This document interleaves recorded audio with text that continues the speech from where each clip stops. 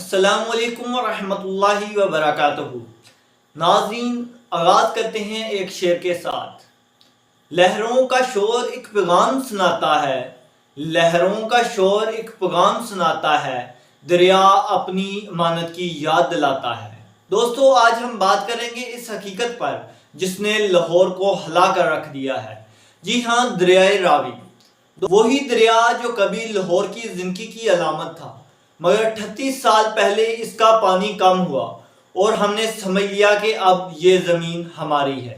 ہم نے مکان بنائے، دکانیں کھولیں اور دریا کے پیٹ پر قبضے کر لیے، لیکن قدرت اپنی امانت کبھی نہیں بھولتی۔ 38 سال بعد راوی واپس لوٹا ہے، لیکن یہ واپسی خوشی کا پیغام نہیں بلکہ تباہی کی صدا ہے۔ میں اکثر کہتا ہوں کہ پرانے عشق کے لوٹنے کی دعا مت مانگو، پرانے عشق کے لوٹنے کی دعا مت مانگو، کچھ واپسی زخموں کو ہرا کر دیتی ہے۔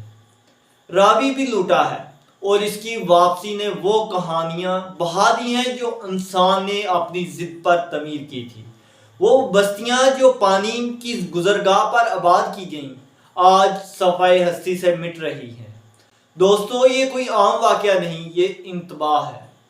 ہم نے درخت کاٹے، پہاڑ ننگے کر دیے، دریاؤں کے رستے روکے اور یہ سمجھ بیٹھے کہ پانی سو گیا ہے، لیکن حقیقت یہ ہے کہ دریا کبھی نہیں مرتے، وہ صرف لمحاتی طور پر خاموش ہوتے ہیں۔ جب وہ جاگتے ہیں تو وہ اپنی راہیں پہچان لیتے ہیں۔ دریا کی زمین دریا کی امانت ہے، انسان کی ضد وقتی ہے لیکن پانی کا بہاؤ ابدی ہے۔ قرآن کریم میں اللہ تعالیٰ فرماتے ہیں، اور ہم پانی سے ہر جاندار چیز کو زندہ کرتے ہیں۔ یہ آیت ہمیں یاد دلاتی ہے کہ پانی زندگی بھی ہے اور آزمائش بھی۔ جب ہم اللہ کی نعمتوں کے ساتھ ناانصافی کرتے ہیں تو یہی نعمتیں قہر میں بدل جاتی ہیں۔ راوی ہمیں پیغام دے رہا ہے، اے انسان میری حدود پہچان، اے انسان میری حدود پہچان، ورنہ میری بغاوت تیری بستیاں بہا لے جائے گی۔ دوستو، ہمیں یہ سوچنا ہے کہ ہم آنے والی نسلوں کو پانی کا بہاؤ اور سبزہ دینا چاہتے ہیں یا پھر تباہی اور اجڑی بستیاں۔ یہ وقت ہے توبہ کا، رجوع کا اور قدرت کی امانت کو پہچاننے کا۔ وقت کے دریا سے کوئی جیت نہیں سکتا، وقت کے دریا سے کوئی جیت نہیں سکتا، جو حدیں توڑتے ہیں وہ ہستی نہیں رکھ سکتے۔